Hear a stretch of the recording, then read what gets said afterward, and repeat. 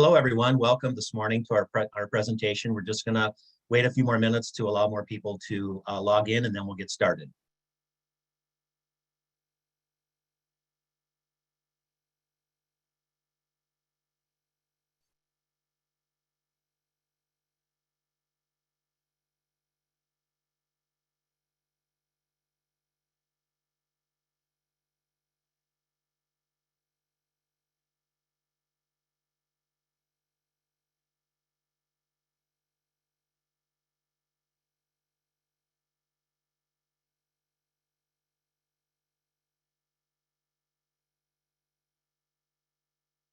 Again, welcome everyone to our webinar this morning. We're just going to give it a few more seconds to allow more people to log in, and then we'll get started.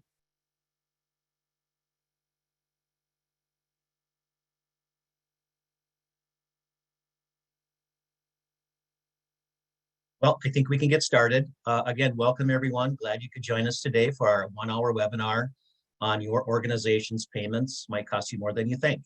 My name is Jeff Ollett, part of the marketing team here at MHC, and I'll be facilitating today's discussion. Our speaker is Lynn Larson, who I will introduce to you shortly. But first, I'd like to quickly go over some housekeeping items. The webinar is being recorded. All participants are muted to prevent background noise. If you do have a question, feel free to type it into the question section anywhere along the presentation, and we will try to get to those at the end. All attendees will receive a follow-up email with a link to the recording on our website so you can view it again on demand. We'll also be sending out a post-webinar survey to you that will appear when the webinar ends. Please use the survey to let us know how we're doing and to request any additional information. We really do appreciate your feedback, so anything you can provide us is great. Next slide. We're enthused to have Lynn Larson as our presenter today. Lynn has more than 20 years of business-to-business payment experience. In 2014, she founded Recharged Education, which focuses on payment strategies and commercial card training, consulting, and educational resources. The previous job roles include education manager for the NAPCP, a professional association for the commercial and payment card industry, and ProCard program manager for the Federal Reserve Bank of Minneapolis. She has held the certified purchasing card professional credential since 2007. Next slide.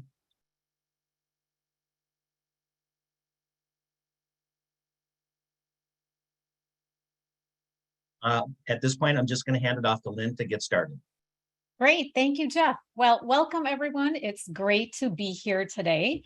And if you are not already aware, MHC is headquartered in Minnesota, as am I. So I'm calling this the Minnesota Party today. Minnesota, where casseroles are hot dishes, if you didn't know that already. And children play duck, duck, gray duck. There are no geese involved. Very Minnesotan thing. And the longer I talk, the more I will sound like I'm from Minnesota. So bear with me. But I'm eager to cover this topic today because it's so near and dear to me. We're going to really focus in on payment strategies. And like the title says, why your payments might cost your organization more than you think. And, besides explaining why that is, we're going to address what you can do about it. So without further ado, let me get started. I won't keep you in suspense too long. I want to make sure you know what is going on when it comes to the costs of your payments. First, you've got the obvious what you buy. That is an obvious cost. If you spend $500 on a purchase, that is a cost. But have you ever delved a little bit deeper below the surface? So I'm talking about things like the systems used, or maybe you don't use any technology. There's a cost to that, a cost to those manual efforts. And then you think about things like the steps involved, the process, when we start talking about purchase to pay and just payments overall. What is the cost to that? You think about the people that are involved in that process. So you take all those things, and we're going to dive a little bit deeper into purchase to pay here, but just start to think about how much does it really cost our organization based on how we're doing things and the steps and the people and the labor and, manual side of things. Well, then you also have, things like, problem resolution. And, especially I think when you have a lot of manual steps, you might run into more problems. Well, that takes time. And as you know, there is a cost to extra time involved with something you're doing with the process. And then you have potentially employee frustration, and I think today, especially when, it's so important and sometimes difficult to hire and retain good employees, you want to make sure that they are happy with the process that they're having to follow. So the cost could be if they get frustrated and leave your organization because things are outdated, things are difficult, there's a cost to that. And even if they hang around, they may become disgruntled and you might start seeing more mistakes and compliance issues. Again, costs to all these things if you start adding up attitudes and time and mistakes. And then finally, even your suppliers, if they are not getting payments in a timely fashion, that could really leave them feeling extremely frustrated. And you never know if they're going to raise their prices, if they don't even want to do business with your organization anymore. So problems really add up. Human errors, late payments, missed discounts, duplicate payments, the exceptions, the resolution of problems, like I mentioned. And in response to all these things, this is where I highly recommend defining a payment strategy or even a payment policy for your organization. And so that actually leads to our first poll today. So Jeff, I'm going to read it and then you can pull it up. Does your organization currently have a defined payment strategy and or payments policy? So the answers are yes, no, but we're working toward this. No, and it has not really been a priority, or not sure. So Jeff, if you want to launch that. And I realize too that, maybe your organization has a strategy and it's simply avoiding checks as one example. And, something like that is certainly good. But we're also going to be looking at some other things today that might drive you to expand your strategy a little bit beyond that. So no judgment. This is a no judgment zone today, but just curious on what you're experiencing within your own organizations. So Jeff, if you think the majority have voted, I will let you close it down. We can share the results. I see some interesting things here. Jeff, you might be muted. I'm not sure, but if you want to go ahead. Results are up. Oh, okay. Oh, perfect.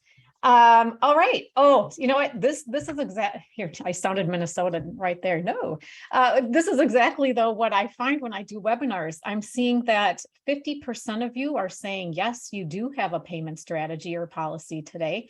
And that is the majority number one response. About 17% of you are working toward it. Another 17% say it really isn't a priority, and the rest of you are not sure. So with the majority saying yes, this is that situation where all of you on this, well, maybe not all of you, but so many of you on this webinar today are probably doing everything right or doing everything you can.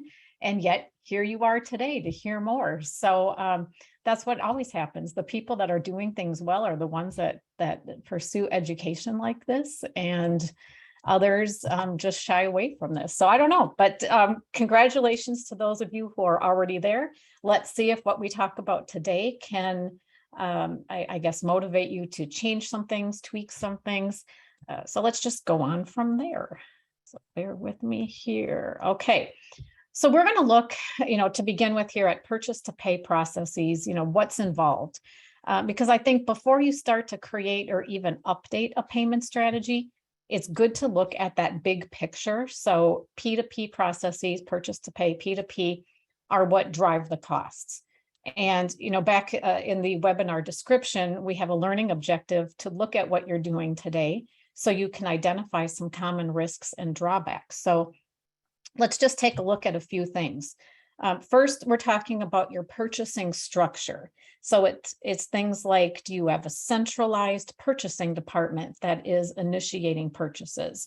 Are they involved with every purchase? Are some purchases in the hands of your employees throughout the organization? Do you actually have procurement policies? Even if you have a payment policy, do you also have related procurement language? What about the need for requisitions and or purchase orders? I know especially if you're in a public sector organization, many of those require a purchase order attached to everything. And there's obviously pros and cons to that, which I won't get into, but you've got all these things here to consider. Who's initiating the purchases? What are the rules if you have some? Who is enforcing the rules? It might be, it might, as you get into changing or updating, even creating a payment strategy, it might cause you to go back and look at these things here and say, hey, we need to tweak some things on the front end, that being the purchase side of the picture, in order to better accommodate what we're trying to accomplish on the payment side. So let's keep going from there.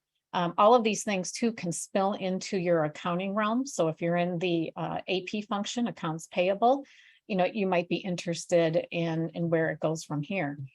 So think about not only how the structure is, but you've got all these types of, I call it just purchase criteria that, signify different scenarios, really. You have those recurring bills that AP probably takes care of, monthly bills, for example, maybe utilities, things like that. Then you've got the purchases that you are making with regular vendors, frequent vendors, things that just might be one-offs. Maybe it's an employee attending a conference and it's just one payment, one time that you're doing. It could even have, especially if you're public sector, maybe in the higher education sector, you could have federal funding for some of your things, grants. You might have contracts, tied to different purchases with different vendors, off contract. So there's all these things, not to mention the value of the purchase, high or low, maybe a particular vendor, it's sort of everything in between. But it's purchase types or criteria that can really, I guess, influence how something is purchased. So that would be another consideration here. So let's take a look at that. When you start to think about how our purchase is made, is it an employee, calling up a vendor on the telephone? Are they using some kind of app on their mobile device? Is that allowed? Do you have some kind of e-commerce marketplace that you might be using? Is it just an email where one or more employees throughout your organization are emailing a supplier?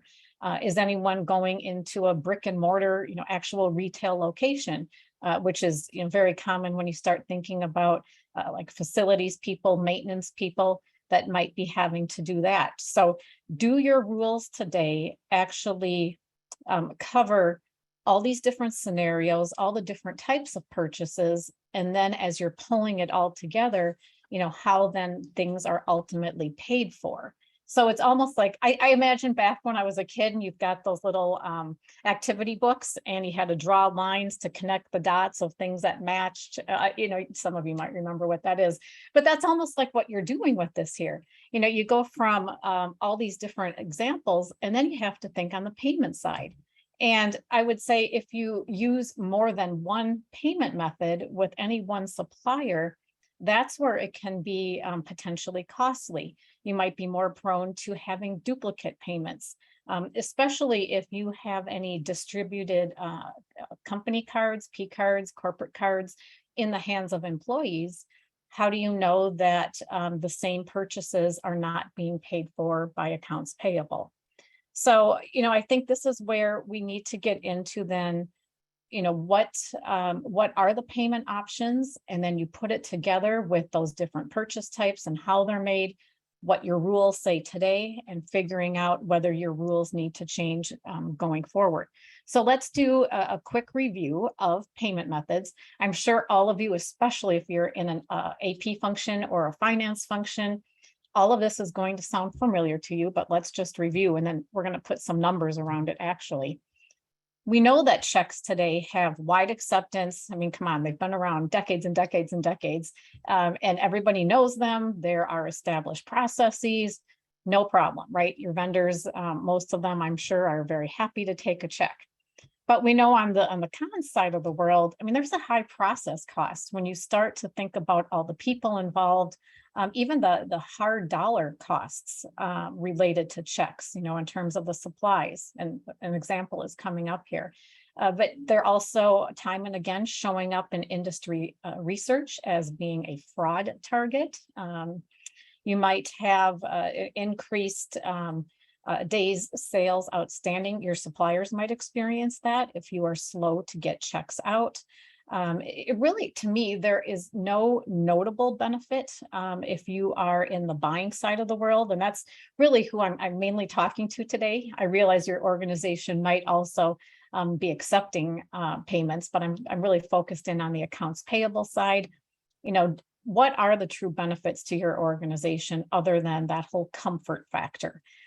So let's take an example and break down what the cost can look like. So here's just a very basic example. It's very common for an organization, even just in the medium size realm, to have at least 12,000 check payments a year. So I'm just assuming that an organization has roughly 2,000 invoices per month. So that's 24,000 in a year. And if you think at least half of them today are paid via a paper check, this is where you end up with. And that's conservative, and that is typical, I would say, of organizations that have anywhere from 250 to maybe 1,500 employees. So if you look at it this way, and then you start adding in the cost of your check stock, the envelopes, the postage, which, as you know, the postage has gone up. Stamps are 60 cents. If you have a metered situation, they're a little less, but still not a whole lot less. Then you end up with all these prices noted here on the slide. And, a box of envelopes and things, yes, you can get deals. Maybe you're going through Amazon, whatever. I was just taking round numbers based on some current research that I was doing. But then on top of all of these hard dollar costs, now you're still talking about there's printing, there's the labor, that's the process cost I alluded to. You have all that going on, and you start to see where the costs really add up. And so, you can substitute however number of checks that you have and do the math for yourself. But when you think about this, and when you even think about the signature aspect of checks, you might think about if you are paying with your bank to have a positive pay service. Are you dealing with a lot of unclaimed properties due to uncashed checks that you're sending out? Again, this is where your costs are really adding up. And we are going to talk a little bit later about some things you can do to maybe reduce those. But I would really like to jump into the electronic side of things because I just think electronic is safer, more efficient, and can do far more for your organizations and getting away from this scenario here. So let's look at ACH, one of the most obvious electronic methods that are out there. And you've got on the pro side, you've got the fact, well, obviously they're electronic, very low cost for all, low fraud. You've got those same day options that are available now. Otherwise, the regular ACH typically, takes 2-3 days before it's complete. But, they're overall quite secure. I think suppliers overall are very open to this. But on the con side of the picture, you've got, some timing constraints. There's a cutoff in terms of making an ACH payment and when it'll go through. And so if you've got some things that need to be paid for right away, this might become a factor for your organization. Historically, people have said, well, they don't give me a lot of remittance information. And so you could consider that a con. But on the other, sort of in the middle, I don't know where you want to put it. It might be a supplier's reaction to ACH. You're either going to have some who love it and say, great, take me off of checks, I want ACH.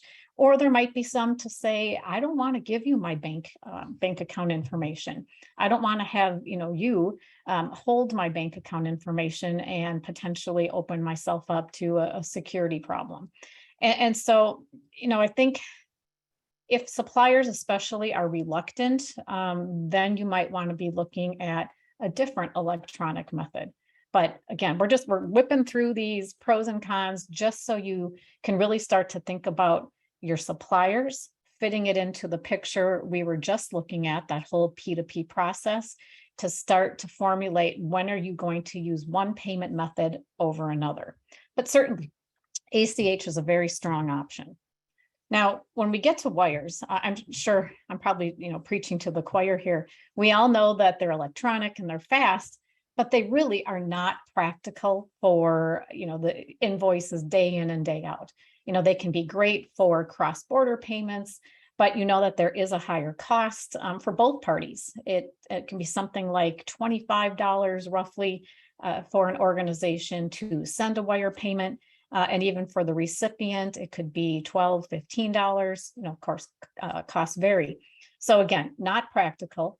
We know that they're a big fraud target when you start thinking about things like the business email compromise, also known as BEC, frauds happening, fraudsters getting in, impersonating someone in your organization, ultimately causing a false wire payment to go out that ends up in the hands of fraudsters.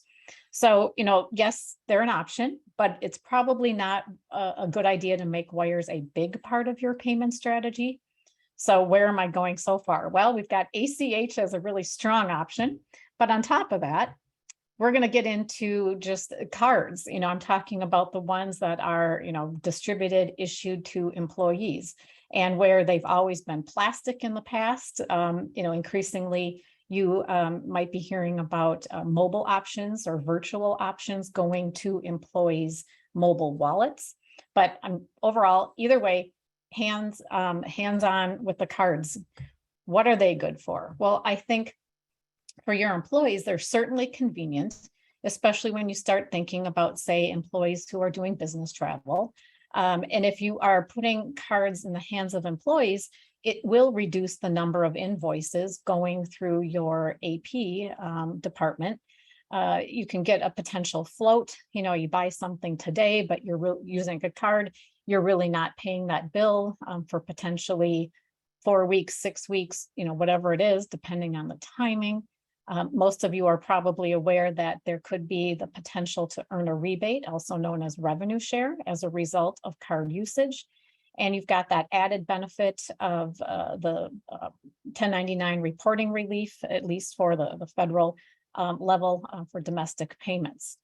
But on the con side, this is where I'm sure you've run into this already, that not all suppliers are all that eager to accept card payments, mainly because there is a cost to them. So where ACH is very, very low cost, this is certainly a watch point for suppliers. They know that their costs can go up the more cards they accept, but there are advantages to suppliers as well. And I don't want to get into that on this particular webinar, but there's an advantage, but it's all about that balance again. And when you're making your payment strategies, it's also very worthwhile to consider what are the supplier's needs and what would best help them out. But again, I don't want to just steer you towards checks. We're going to keep thinking about the alternatives, but cards here are a great alternative in certain situations. But the other consideration is the fact that there is a program management element. So when you're handing cards out to employees, you do have to have a lot of controls, policies and procedures, things like that, to ensure that they are being used as intended. Lots of training. So cards can be great, but what about the other options? You don't want to use ACH, let's say. You don't want to stay, stuck on checks. You don't want to, necessarily hand out cards. Well, then still within the realm of commercial cards. So commercial card being the umbrella term, where you've got, handed out cards, P cards, travel cards, corporate cards, fleet cards. Now we're having virtual cards that are managed by AP, that might be part of AP automation solutions. Yes, they don't have to be, but they certainly can be. And they're designed mainly for invoice payments made by accounts payable. So the advantage here, it looks similar in many ways to those cards we just looked at. They're electronic. They are offering you the ability for some float, perhaps, depending on payment timing. You've got that potential rebate opportunity. You've got the 1099 relief that I mentioned, but then that middle bullet there might get lost a little bit, but we have to touch on it. It's the fraud aspect. Virtual cards, I've never heard of a fraud case involving a virtual card. Doesn't mean it won't happen. That's why I have low fraud, but honestly, they're so secure because of just the way these cards operate, the way they're designed. The dollar amount would match an invoice or batch of invoices that you are needing to pay. They're going directly to the supplier that you are wanting to pay. So lots of little nitty gritty things around virtual cards that make them very safe. Well, what about the cons? You probably have guessed it or experienced it. You still might have some supplier reluctance just because there is still a cost to them for card acceptance. And you have to be mindful of that. And, really, if you want to make a virtual card program successful, the best thing you can do is to pay your suppliers as quickly as possible. Do not wait the standard 30 days or even more, and then turn around and pay your suppliers with a virtual card. If you can pay them upon invoice receipt, that would be really fast, or even just within 10 days. So all these pros and cons, you've got all these choices, but we're not done yet. Perhaps you are hearing more about instant payments, also known as real-time payments. And I know these are quite new, so I'm not going to just spend lots of time on them, but just to raise your awareness, because we're going to keep seeing more and more of this, especially because the consumer market is so highly receptive to these types of payments. I'm thinking about things through Venmo and Zelle and platforms like that. We know they're quick, obviously real time, instant, might be a few minutes, but they're so fast. The cost is low. You've got the ability to make them at all hours, all days, holidays, weekends, it doesn't matter, which can bode very well for some organizations that have a 24/7 type of business. Your finance people get that real-time visibility into cash. And obviously your suppliers can be, hey, yeah, send me a real-time payment. So there's a lot going on there. But if your organization is thinking about real-time payments, just know it can require some notable re-engineering on your side of things, because if it's 24/7, 365, does that mean your operations have to expand to match? Lots of considerations there, but certainly worthwhile. Anytime you're introducing a new payment method, you just have to think about the repercussions and the advantages on what you're doing today and what needs to change. And at this point, they may not yet be available from your financial institution, but I know nearly all banks are moving toward this, the ability to support real-time payments. So with all this being said, Jeff, we have our second poll. Let's look at this year specifically. So in 2022, which payment methods has your organization used at least monthly? So here, hopefully you can check all that apply. We've got ACH, checks, commercial cards of any type, wires, instant or real-time payments, and cryptocurrencies.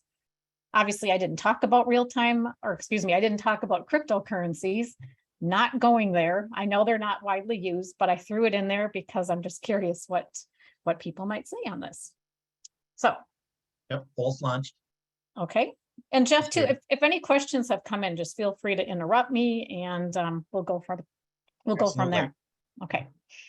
So we're going to do this. And looks like, okay, we've got a lot of ACH here. Oh, I thought I saw someone raise their hand, Jeff, if there's a question.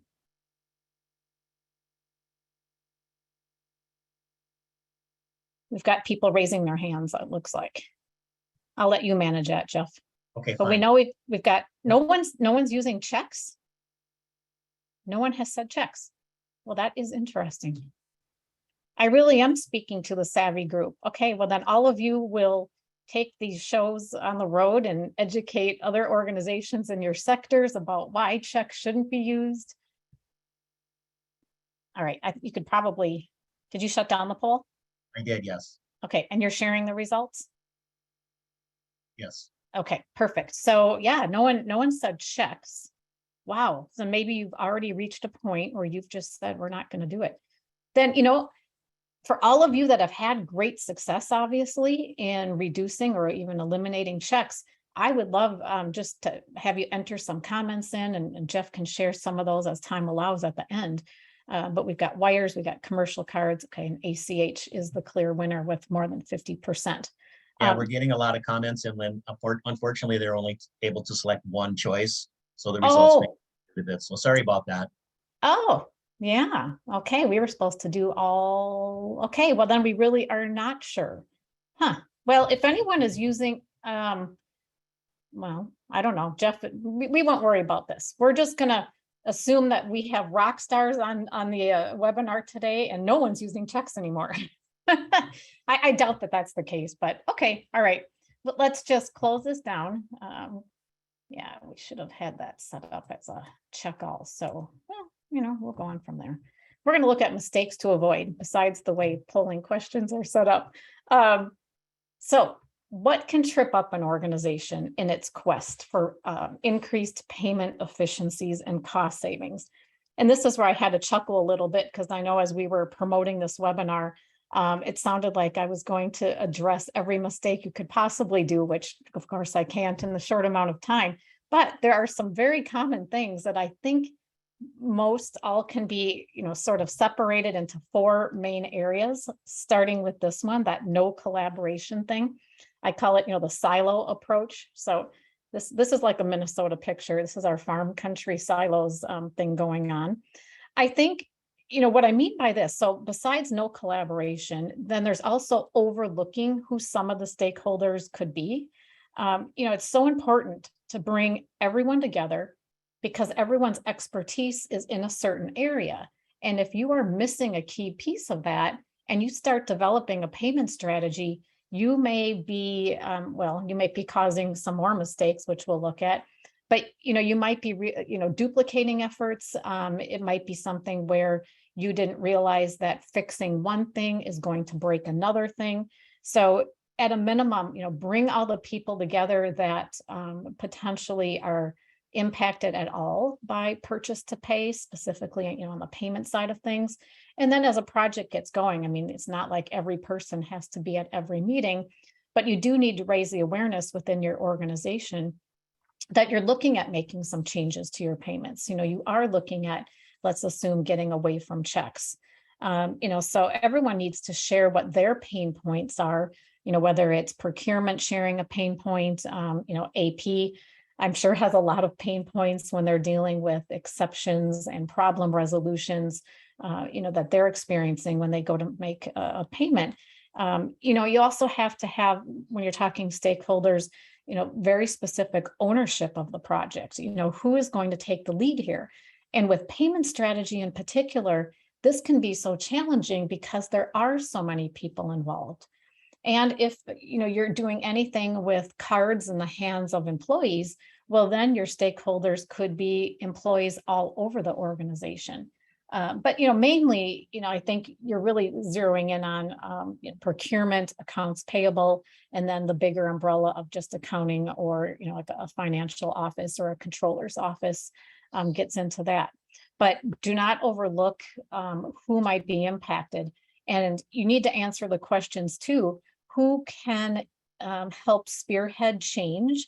And so I recently wrote a blog about this on my own website about having an executive support person, at least one, because it takes an executive to really, hit the point home that this is what the organization is doing. So you need to start identifying who can help push this forward.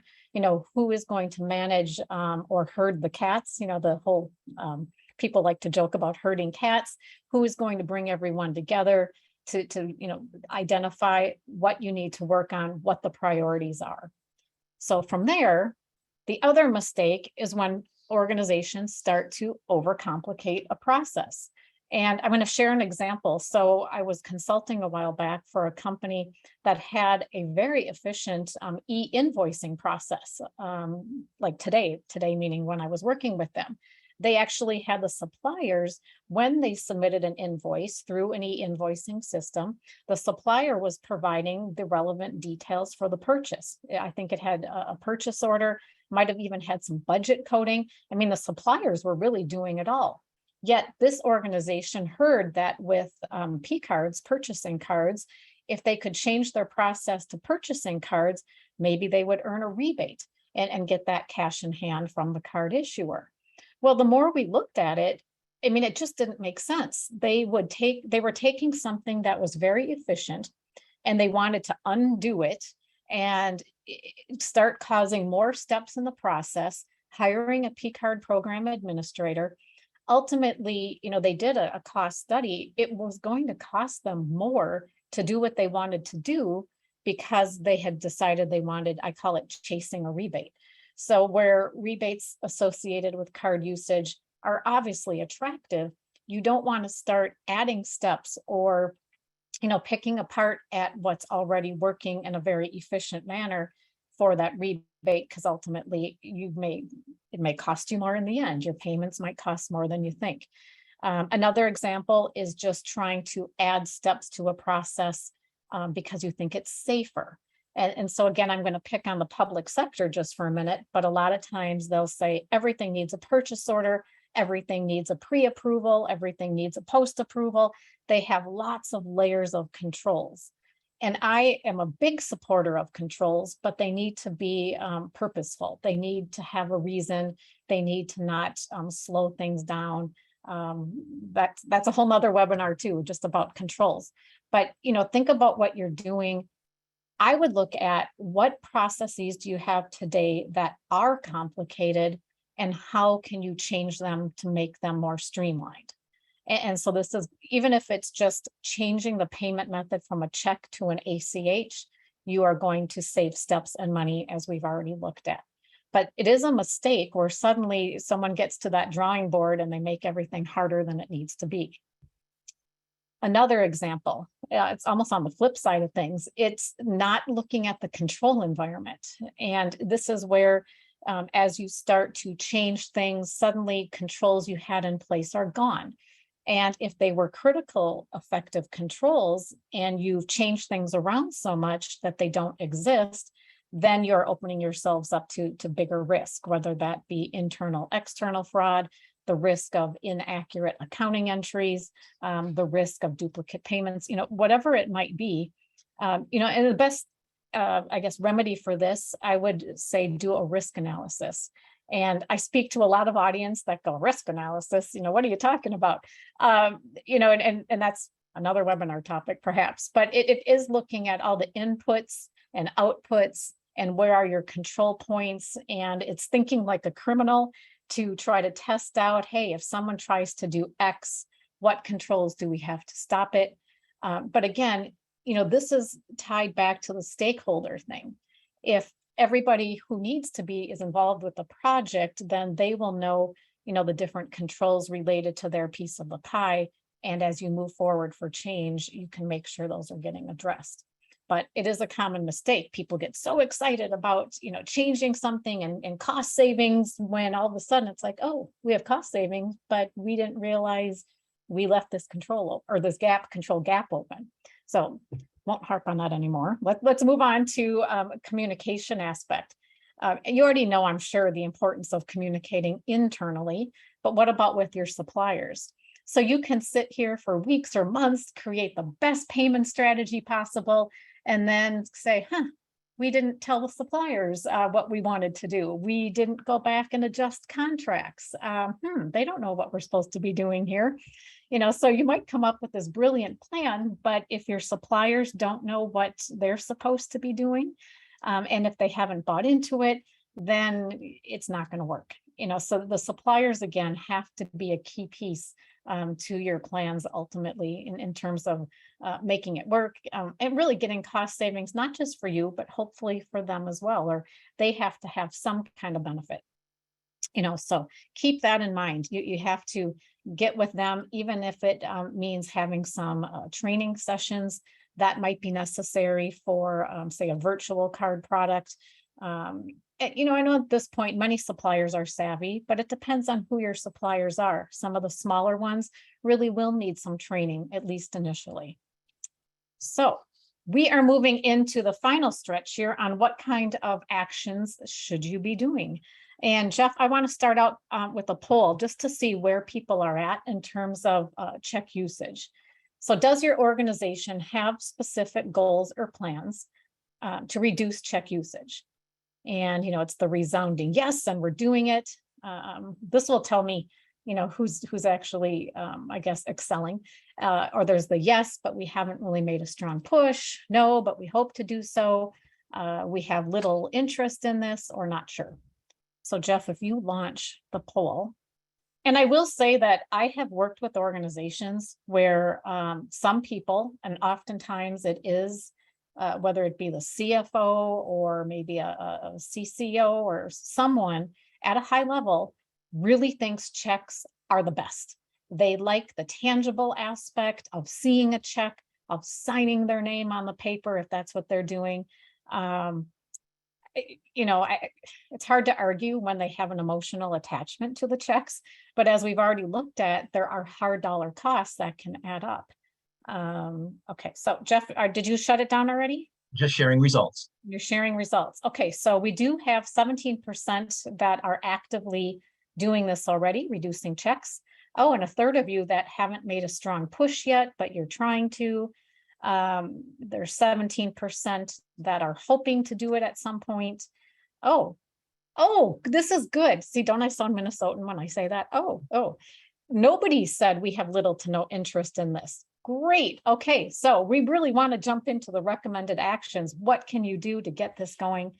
Even if I see a third of you said you're not sure where you're at. Okay, let's close this out, and we are going to get into the actions you can do, because after all, you're spending an hour with us. You want to get this going.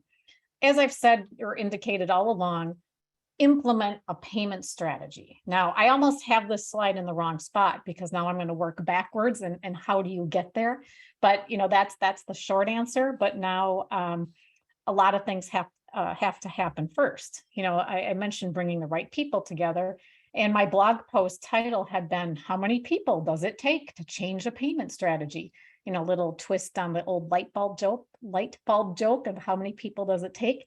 Well, I think ultimately, once you bring your stakeholders together, you need to come up with a strategy documented, maybe even a policy that addresses what payment method to use in which situation. And that's based on those purchase types looked at earlier. So start out by really exploring, if you've got the right stakeholders together, you want to identify your pain points. Purchasing will have theirs, accounting, AP, everyone will have their own version of this. But pain points have to be prioritized. So this is back to who has the authority to prioritize pain points and to decide where your focus is going to be. And it doesn't mean you'll never get to some of the pain points, but obviously you can't do everything. We all know that your staffs are limited. People are already pulled in so many directions, but do look at what is our biggest problem and how can we tackle it? And so that gets into the priorities, but we're also going to look at more related to priorities here in a moment. And then it's the metrics aspect, pulling together today, where do things stand? Do you know how much checks truly cost your organization today?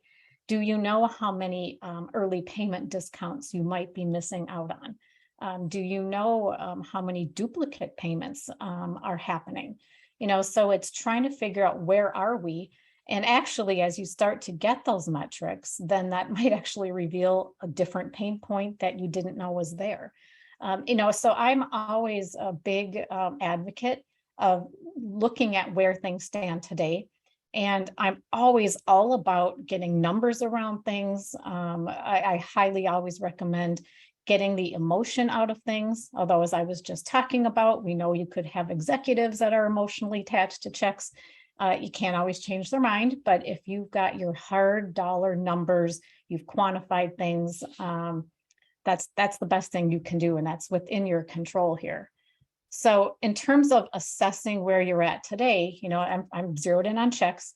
So can you look back at how many business to business B2B payments did AP make last year? And you have to find, of course, the right person to get this data, but hopefully you can get it. And then you start looking at, well, what was the number and percentage of check payments? And then what was the total dollar amount?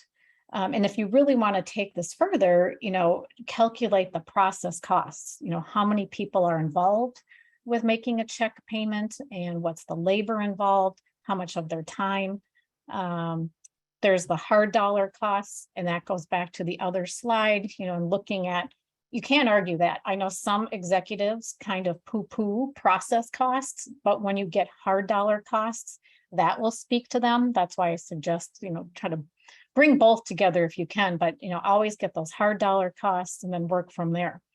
And so, to reduce checks, it doesn't mean you have to do every single vendor in every situation. Even if you just say, hey, these are our top 2 suppliers that we issue dozens and dozens, maybe hundreds of checks to every year, just start there. It might be one vendor.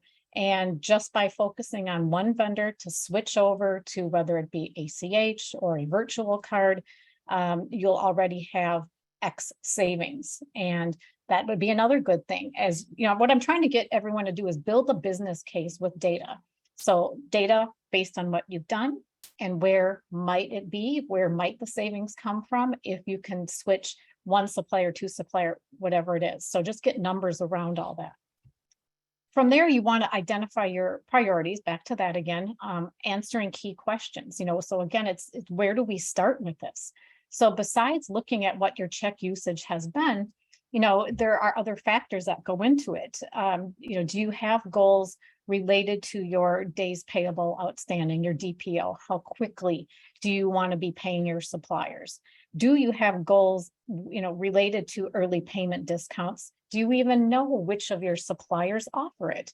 I know in some organizations, they actually have a general ledger account to capture when early payment discounts are not taken. And that's an indicator, obviously, that you can pull into your business case for change. And then again, if you want to try to calculate process costs, some of these things are tedious. Calculating process costs, can really be a tedious exercise, but it's very valuable if you can get it done. And then I mentioned check usage already to get numbers along those lines, including hard and soft dollars. And then even that whole risk or compliance aspect, how often, back to, do you have duplicates, or how often are purchasing policies, if you have them, not being followed? How often do you have people using non-approved or unapproved suppliers? They're going off on their own. All of these things just figure into where do you want to start with your payment strategy. But again, I just think even if you can look at top check suppliers and change them over, you can see some great results. So just look at, all of these factors, and then think about the stakeholders, and then think about, as you go broader out within your organizations, who ultimately will need to be trained as things start to change. Again, it's kind of like when you make a strategy and don't tell your suppliers. Also, if you make a strategy and you are not getting the right training out throughout your own organization, and only say AP knows about it, then that will kind of shoot you in the foot as well. Then it's unifying these people. I mentioned bringing them together, but what do you do if no one's on the same page? Well, this is where I think going back to that executive I mentioned, there needs to be an executive that is saying, this is a priority, and this is why. As adults, we always want to know why. Why are we doing this? Does it make sense? So someone needs to be clear. What is the organization's goal or goals? You want to right up front address how everyone's job will be impacted. And, this all is like common sense, but it so often is overlooked. Immediately an organization might be, trying to really push a new initiative, whatever it is. And if they haven't told the stakeholders how it's going to impact them individually, there's going to be resistance to change. There's going to be the potential pushback. With payment strategies, I've seen all too often that an organization does the work, gets something in place, and then a vendor calls up their favorite AP clerk and says, well, I really would just like to stick with checks, even though I told you earlier ACH. And the AP clerk is like, okay, I'll send you a check. that can't happen, or it shouldn't happen if you've got accountability and training and people understand why you're doing what you're doing. So, if people are afraid about job loss, that will make them nervous. If people are feeling like they're not going to measure up with the new strategy, that will make them nervous. So, for people in AP that might need training, reassure them that they'll get the training they need. They'll have the opportunity to ask questions, be specific. You're not trying to eliminate their job. You're trying to make it easier so then they can focus, in other areas. And then just coming down to who is going to do what. So to unify people, if you're all working toward that common goal, then it's getting really nitty gritty into who is going to do what. So I'm just going to not pick on, but I'm just going to cover here for a moment, the procurement team, if you have a procurement team, and then AP. And I know procurement may or may not even exist within your organization if you're small, but it's whomever is making decisions related to the suppliers used or who is maybe engaging on contracts and things with suppliers. The people in this role, I call them the initiator, they have to be addressing payment methods in competitive bids right up front.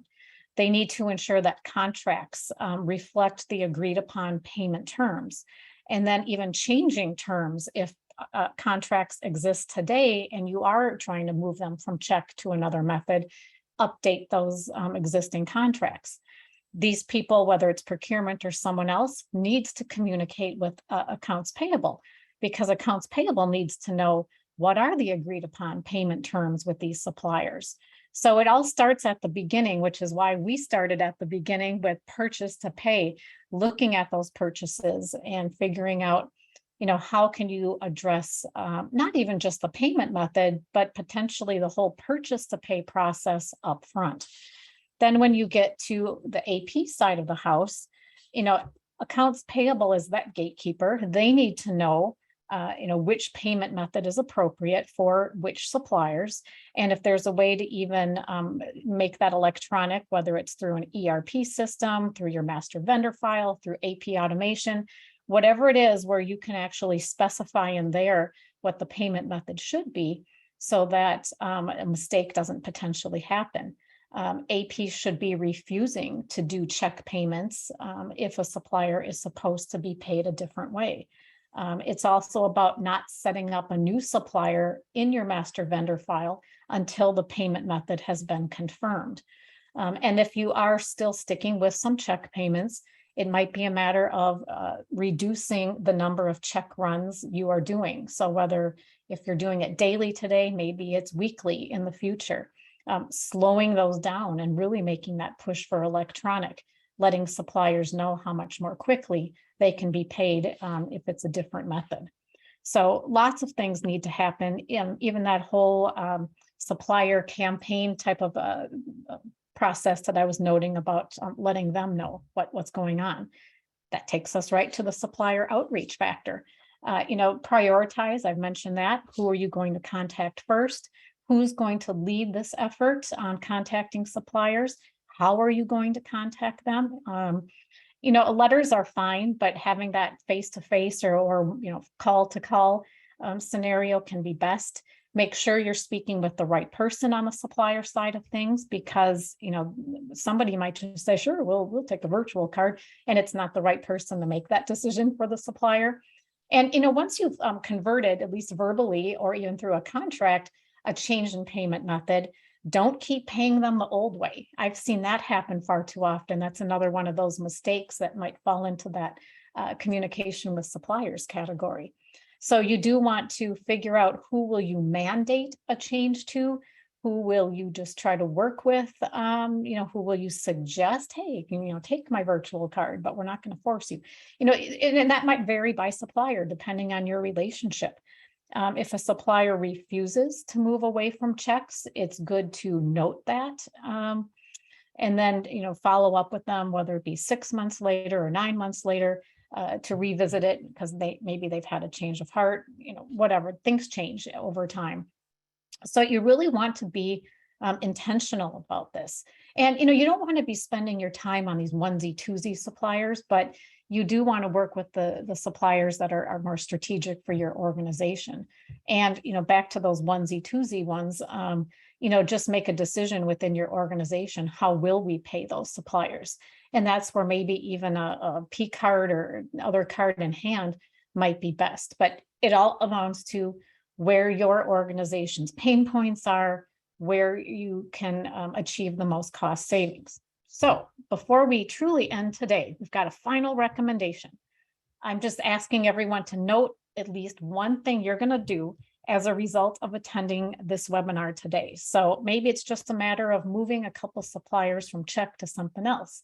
Maybe it's just a matter of looking through the data to figure out and adding costs up so you can have that for a business case. Maybe it's just simply having a meeting. It doesn't have to be some grand thing at this point in time, but you've spent an hour. So just figure out what's one thing you can do to get the ball rolling so you are better set up to make changes in the future. So Jeff, with that, that's it for me. I'm going to let you finish it up today. Great, thank you, Lynn. Can you go to the next slide, please? Sure. For those of you not familiar with MHC, we help organizations tackle digital transformation using our solutions to automate your business processes. Lynn shared many good reasons today why it's important to properly manage your payment processes and how to avoid mistakes that could cost you money. Our MHC North Star product can help empower your people to manage your payment processes and your communications with the simplicity of self-service. We facilitate streamlining your AP payment process with an automated accounts payable solution. We configure your specific, all configured to your specific business needs. And finally, we help maintain compliance, reduce your AP team's workload, and ensure that payments are made accurately and on time. With that, we do have time for a couple of questions. So Lynn, if you can go to the next slide. Okay. We did have a few questions come in. Okay. The first question is, what is your opinion on process cost metrics? Well, I did bring up process costs. So good question. The trouble, I believe, okay, I'll try to be short. I truly recommend looking at process costs internally for your organization. And if you know where they're at today and then where they could be, I mean, then you can see a clear, reduction or however, comparing yourself to yourself. The trouble comes in if you're trying to benchmark to what you might see in an industry report or an industry study.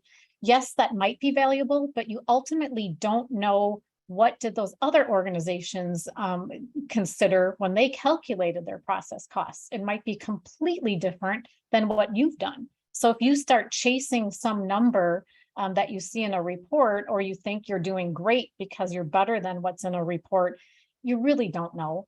So I'm all about process costs internally in terms of metrics, but I'm a little reluctant to say, yeah, take every one you see out there in an industry report and use that.